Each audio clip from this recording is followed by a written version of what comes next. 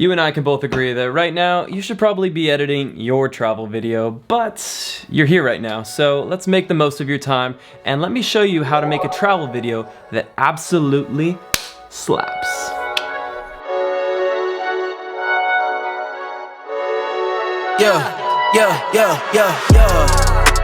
Coming in, flex.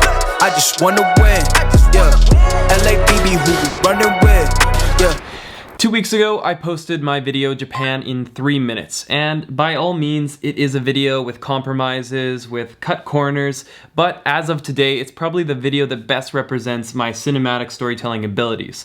So I want to show you guys a bit of a walkthrough as to how I built that video. I want to make this video as short and concise as possible so that you guys can learn as much as possible. So let me show you the final timeline here by opening up Final Cut Pro. And whether you use Adobe or Final Cut, it doesn't matter. This video will be extremely applicable for you. Now this is the final stage and it may look overwhelming, but as we go step by step, it's gonna make a lot more sense. And that's the point of today's video here, is to get you that first 5 steps to get to this. I think it's 5 steps. We'll see. We'll count as we go. With 16 days worth of footage plus a few extra folders from my buddy Michael, this Japan folder in total is 1.75 terabytes. I hope for you that your project is not nearly as overwhelming, because this took me about a day and a half just to cut through and choose the best shots.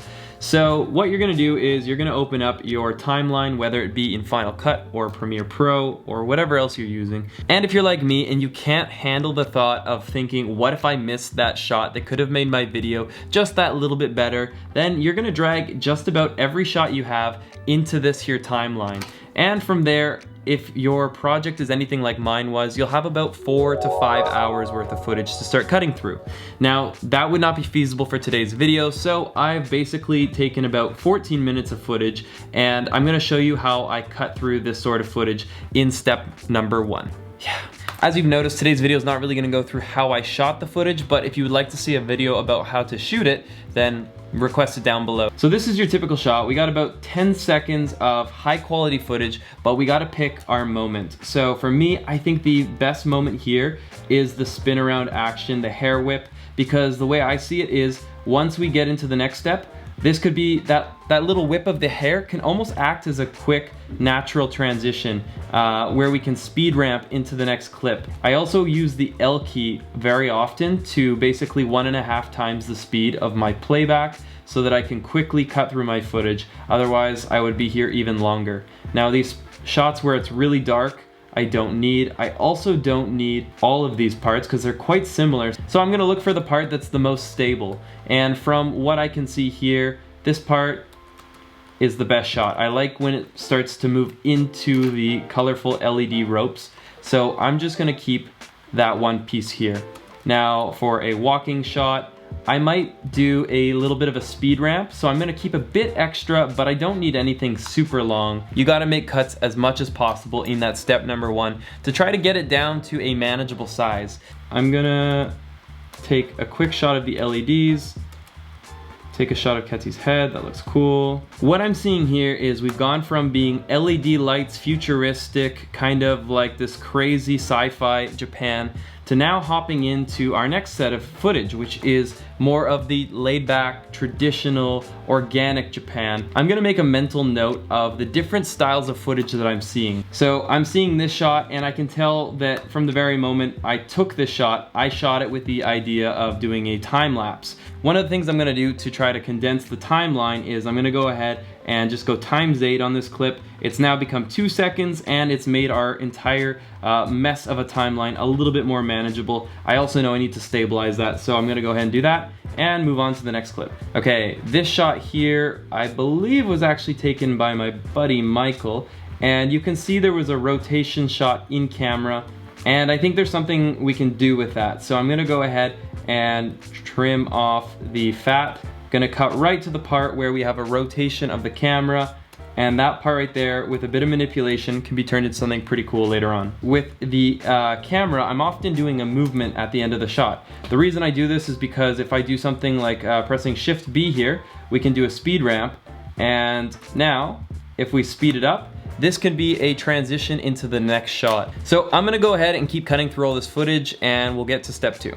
Here we go. So back at it, I'm almost at the end now. We're down to 5 minutes, and I want to show you this one clip here because there was a few moments I could have chosen. As you can see here, there's a moment where Keti's staring at the camera.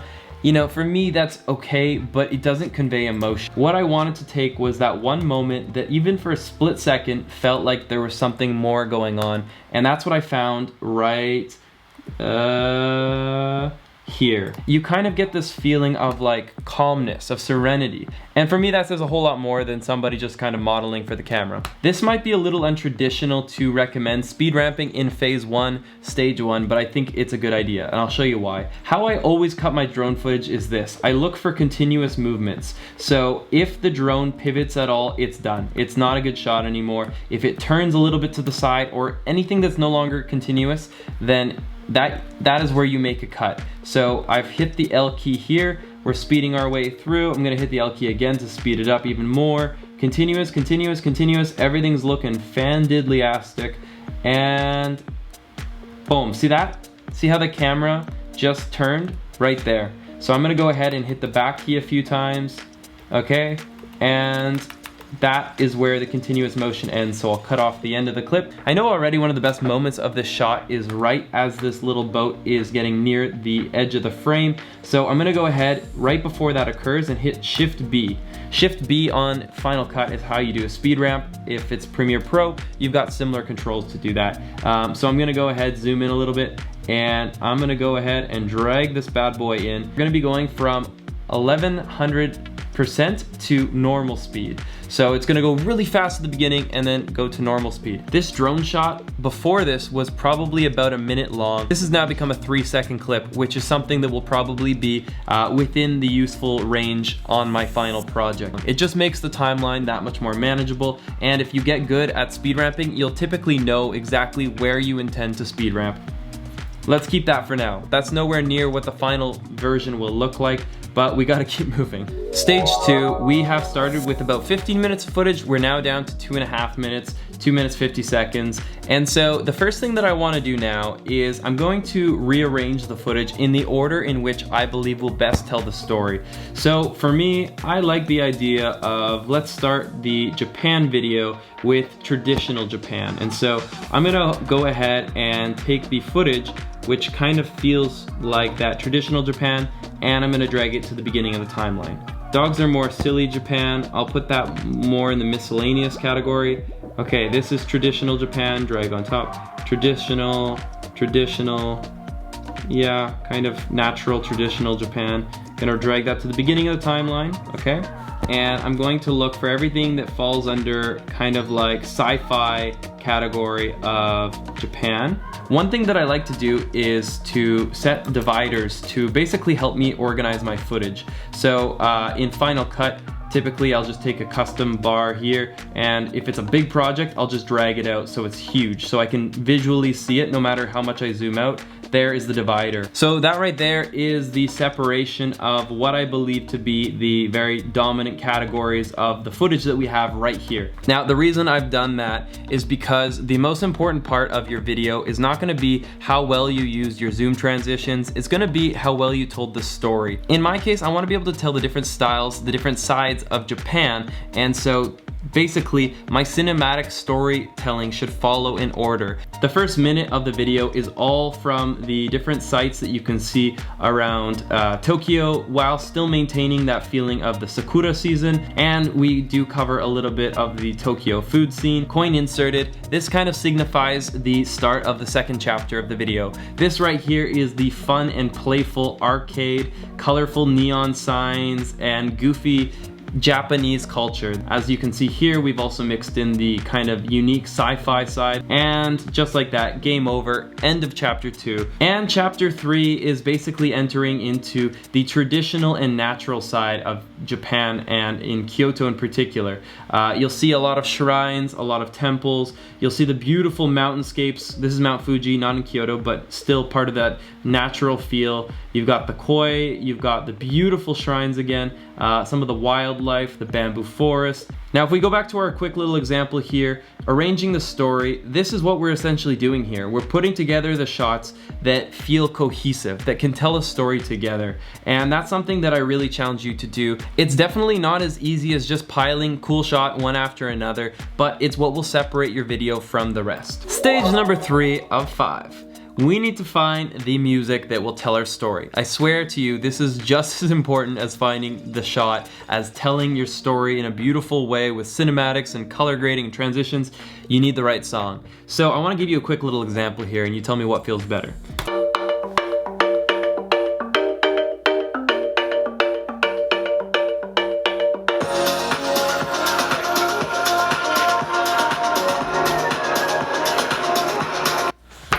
Now, I don't know about you guys, but one of those songs really made me feel something deep, and it wasn't the first one. If that isn't a powerful example of the power of music, then I don't know what is. Sometimes I can spend hours looking for the perfect song for a project that really matters to me.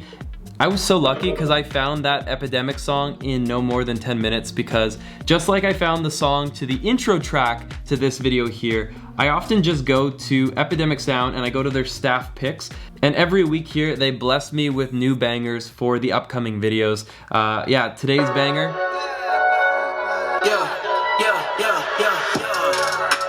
Coming in. Epidemic Sound is no joke the most go-to tool for any videographer, any visual storyteller, Instagrammer, YouTuber, whatever you call yourself. Copyright-free music is hard to come by. Good copyright music is almost non-existent until Epidemic Sound came along. They're part of 99.9% of my videos on YouTube. They're the reason I'm able to monetize my videos and not have to worry about copyright issues. So guys, if you are ready to start using really awesome music, just check it out. I've got an affiliate link down below, and it does make a huge difference to this channel. I want to thank you if you do decide to use it. But I also want to show you how I found my other music, because it's not always going to be in staff picks. In this case, I was really feeling creative that day and I typed in Japan. And that is where I found this song right here, Paths of a Samurai. It makes my life so much easier. The last song that I used for the video was Epoch by Dio. This song right here, when I listen to it and I watch my video together, I feel like they dance together. Like, I know it's my video and I'm biased, but it makes me feel emotions. And I'm not just saying that. Like, this video means a lot to me, and 50% of it had to do with matching it with the right song. Find the right music, it's so important. Number 4, the best part. It takes 2 to tango, it takes a song, and it takes some footage. So now we get to do the fun part, which is making the music play with our footage. So in this case, I'm gonna go ahead and start it right here where the beat becomes very prominent. So as you can hear, there is this percussion sound. And by the way, I have no musical bones in my body and I can still do this, so can you. But you can even see it here on the timeline. That little peak right there, that is likely going to be a very pronounced beat. And in this case it was. So if we go ahead and listen, it's that loudest sound of the drum. And that for me tells me that's where I should make a cut. 1, 2, 3. But I didn't make a cut here. Now why is that? That's because every now and then you can do a shot that doesn't cut right on the beat, but cuts on the second beat or the third beat. In this case, I waited 2 whole beats to make a cut for this shot because it was a shot that benefited from running longer. As you can see here,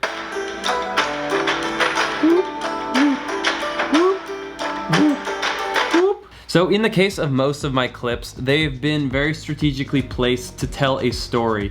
Usually I'm trying to match the motion so that if, you know, the camera's pivoting left, the next shot is also going to the left. That way there's a feeling of continuity. But even if the camera motions don't line up, I make sure that the storytelling at least does. We have a wide establishing shot here of the Sakura season, and then we have a close-up showing a little bit less, but very intriguing because we see this beautiful dress, we see the Sakura still, we can still see the pond, and then all of a sudden we reveal the subject of the shot. The next shot goes on to another girl in another scene, and from there we kind of transition our way into a different place in Tokyo, continuing on with this fun chasing scene, Kati running down an alley, and then from there more of a wide establishing shot of that very same alley, and then more of a close-up shot of the very same alley of Kati looking up and just being in awe of her beautiful surroundings. So that's the storytelling that's going on here, but I want to show you that not everything is just cutting to the beat. There's something else I like to do, and if you go ahead in Final Cut, hit Command R, you can open up the speed. So right here we see that it starts off at 182% and slows down to 100. So if I wanted to, I could have just gone and made this normal speed the entire way through, and I could have just cut off this beginning part here to make it fit, and the shot would have still been good. But it was way better to have this moment of speed at the beginning to make it feel more immersive and throw you into the clip a little bit more emotionally. I don't know if that makes sense, but I'm going with it, okay? Just feel it. If ever you have a clip that is, a little bit too long and you're like, oh, I'm just gonna go ahead and place a cut, think to yourself, would it be better off if I had speed ramped it? So in this case, I could just hit Shift B, and like that, I could speed up the end of the clip, and now we're gonna have a speed ramp out of the clip. So let's try it. Let's go ahead and render that. I think the last little part was a bit too aggressive. I probably would slow it down to 135, but I do think that it actually was a nice addition to the shot. When it comes to editing, you're gonna be doing hundreds and hundreds of these little things that are very subtle, but when you add up all these things together, it makes a huge difference. Another thing I wanna mention is that many videographers shoot so much footage, as I did for this Japan trip, and we feel like every shot is special, and we can't remove a lot of shots because they're so special to us. That is a tough mentality to get past, but you need to do it, because at the end of the day, you can have an excellent shot that doesn't tell your story, and you're gonna have to go without using it. Maybe you'll use it another day, but it's not meant to be in this project, so leave it behind. The same can be said with, having 10 shots of the same incredible place. You may have changed your angle, you may have changed your location a little bit, but if it's just too many shots, it doesn't tell a better story. And I know it's hard to get past that feeling. It can sometimes be more powerful to use 1 or 2 good shots instead of using the 10 good shots. Don't just try to rush through as many shots as you can go through. Try to feel the sense of timing, and a lot of that will come from the music you choose. The last thing I want to talk to you about in this section is keyframing, and it's something that will make a huge difference in your travel videos. It's something that you need to start doing now. To start off, I want to show you a shot that's keyframed. Basically, you can see here that the borders are overextended past the frame, and that's because we're starting in cropped in on the shot, and as we go to the end of the shot, more of the shot is coming into view, and it gives you the feeling as if the camera was slowly moving backwards away from the subject, when in fact the camera wasn't moving. You see how we're revealing more of the sky and the sides here? That is all due to keyframing. Now, to give you an example side by side, I duplicated the shot and removed the keyframes just to show you what it looks like without it. No doubt, still a beautiful shot, but the difference made by the keyframing is just outstanding. It really brings you into the moment as the human eye starts to see more of the shot be revealed. Or you can run it the opposite way. You could go ahead and start the keyframe at the beginning here, like this, and then you could go to the end of the shot and, zoom it in. The final step, step number 5, and this is where we make it beautiful. We make the final touches that will make this video stand out from the rest. The first thing that we're gonna do is we're gonna tackle what are known as transitions. Now, if we were working on the Japan in 3 minutes video, we would be done now, because I personally do not use transitions. At least I use them very sparingly. I do want to show you, however, what is not quite a transition, but something that I've started using a lot, and it's something I got from Ryan Nangle, who is this awesome creator and a total Final Cut Pro gangster. He has free plugins and awesome transitions and awesome motion blur packs that you guys definitely need to go download. By using his moderate motion blur, I'm able to take a shot that before looked like this, where the train is completely in focus, and by adding the motion blur, it takes everything that's moving in the shot and it applies motion blur. This was a fantastic thing to have for these shots in particular, where we have the quick moving movements of people and trains. Now, if I play it back with these motion blurs disabled, I will show you the difference. See how everything is in focus it does not look nearly as dreamlike as when everything was out of focus that was in motion. Now, one tip for motion blur is to only use it when your clip is accelerating or decelerating.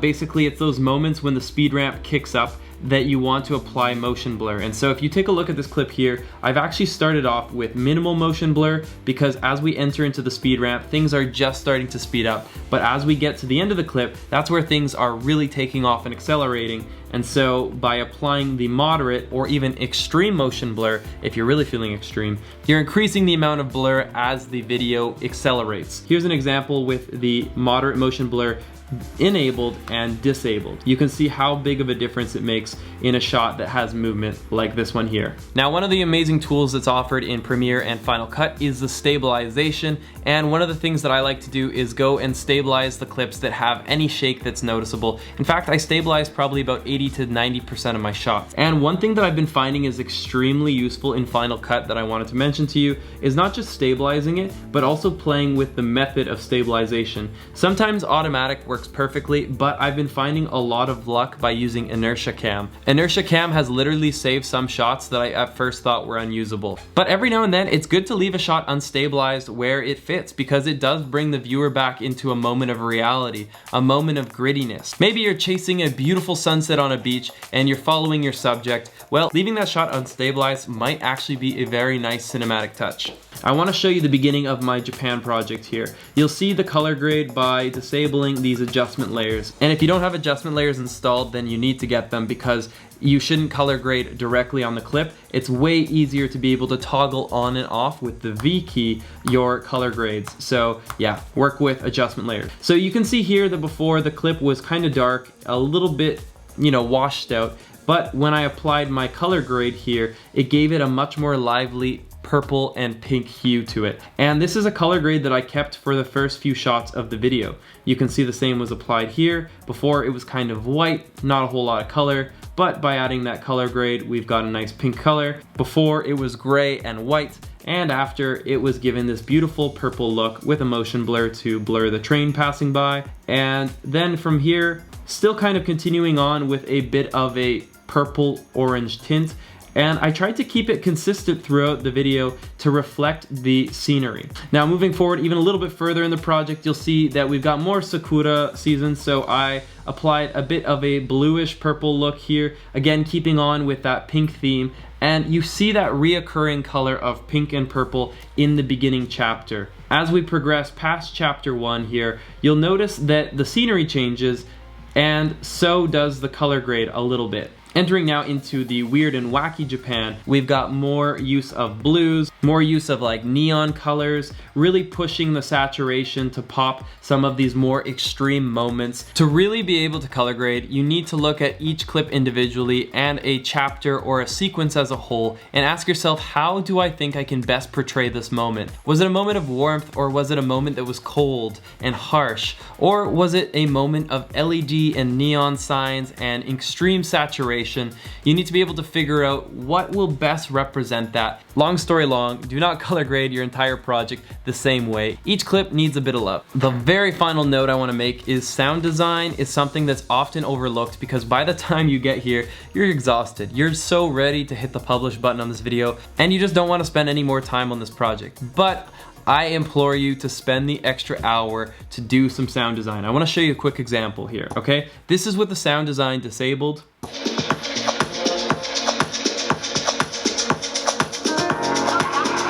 Okay, and now I'm gonna go ahead and quickly re-enable those same sounds and retake it from here.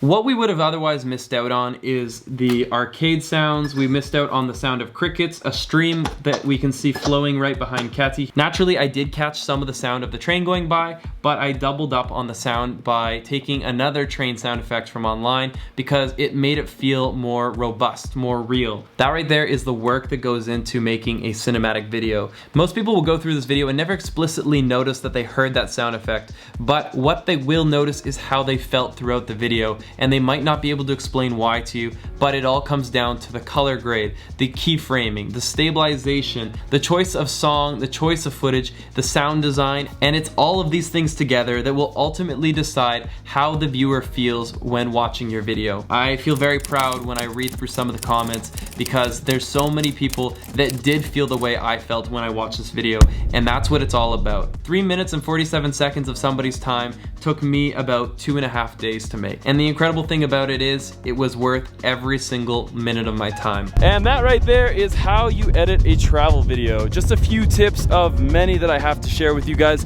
If you guys want to learn from my full course, check out the link down below. It's a 6.5 hours screen recording along with a tutorial on how I did everything to make one of my favorite travel videos. And with that being said, I'm actually also going to be releasing a full creators course teaching you guys, I'm still here by the way, teaching you guys how I make a living, how I edit, how I take photos, video, the entire business behind what I do. And if you want to check it out, I'll be giving a special discount to everyone that signs up. You'll be notified as soon as the course is ready. So guys, check out the links down below, hit the subscribe button, and let's get lost again in the next one.